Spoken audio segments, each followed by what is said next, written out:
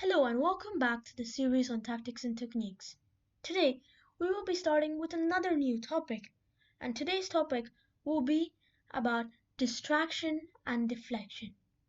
So, what does this mean? What does deflection or distraction mean? When you deflect or distract a piece, we move it away from a square it is best placed, and usually doing some kind of defensive work there, and this would bring it to poor square. Sometimes it could be defending a fork or a skewer, and this could be completely shut down by this one piece, and bringing it to a poor square would lead to a massive advantage. There are two ways we can use deflection to gain an advantage. The first is obviously mate threats and getting checkmate, and the second one is gaining material. And we will be going through both of these and showing you how both of these could be used in games. The first example we will use is from the Karpov Korchnoi game. Pause the video now if you want to solve this for yourself.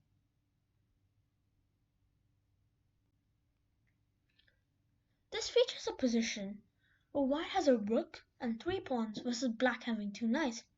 But black has a very strong attack which is only stopped by the g pawn. The only way to win in this position for Korchnoi, because Karpov's amazing a pawn could easily promote. So the quickest way to win is an incredible knight to f3, shocking Karpov completely. Not taking the knight would mean one of mates, as king h1 loses knight f2 checkmate and king f1 loses a knight e d2 checkmate. And accepting the sacrifice leads to g takes f3, rook g6 check, king f1, knight d2 check, king e1, and finally rook g1 mate. This is a classic position of how even in the end game, when you only have 3 pieces, you can deflect and distract a piece of a very, very crucial defensive square, and with just a knight and a rook checkmate your opponent because of how poorly placed the f pawn now is, and it's not doing any defensive work like all of the other pieces. Hence, this wonderful game by Korchnoi teaches us that no matter how many pieces are on the board, deflection can be used. The second example is taken from another game, which is Mikhail Botvinnik and Paul Keres in 1966, which is another jewel of a game. If you want to solve the position now, please pause the video and solve this for yourself. White is a whole piece down and has a somewhat average attack on the king side because most of the squares he can go to are defended. But the black pieces are overloaded defending this, and hence a beautiful tactic is in the wings. Rook b8. One of the most amazing moves that can ever be played on the chessboard.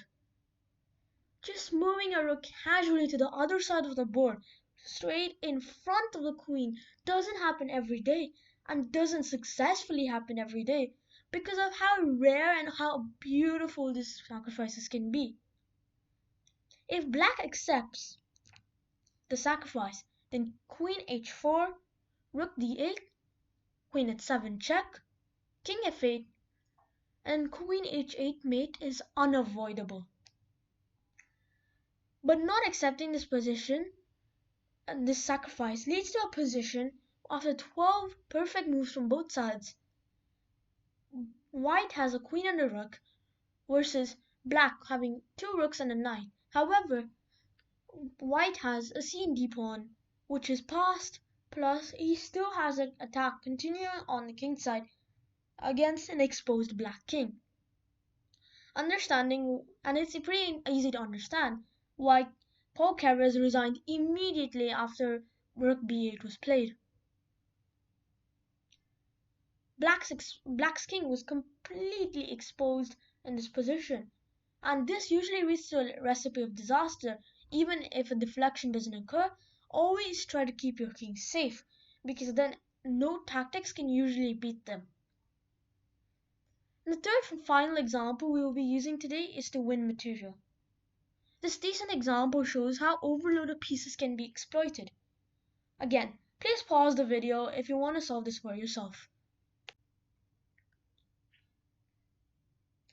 Rook d8 check is a quick and beautiful way to show that both the rook and the king's defenses can be removed. Rook takes d8 leads to the simple bishop takes e5, while king takes d8 leads to knight b7 check, king back to c8, and finally knight takes c5, with both variations losing the queen for the rook.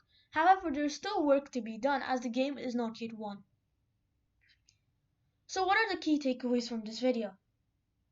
Firstly, always look how you can distract pieces from their crucial defensive role. Sometimes just the one rook or the one queen could be keeping the whole game alive by itself, because they could be defending and attacking your own king and doing everything at the same time, because the rest of the pieces might just be so poorly placed or have to be defending or attacking in a very bad way. So eliminating these crucial pieces would definitely finish the game off and guarantee victory. Secondly, make sure your pieces can work as a team, because sometimes all of them do not be needed in the attack. Like as Botvinnik showed to us, you could be that one piece that's not involved in the attack could be the piece to sacrifice to get the win. The b1 rook in the Botvinnik Keres game wasn't contributing really much in the kingside attack, just sitting on the b file really not doing much because there's no material there. However, Botvinnik showed us that getting that b1 rook to b8 might be the only task that rook ever needed, and it was the move that led to Keres resigning, showing that every piece might not have to be involved in the attack, and some could be staying behind, involving defense, or involving inside attacks like this one, which led to the beautiful ending with rook b8.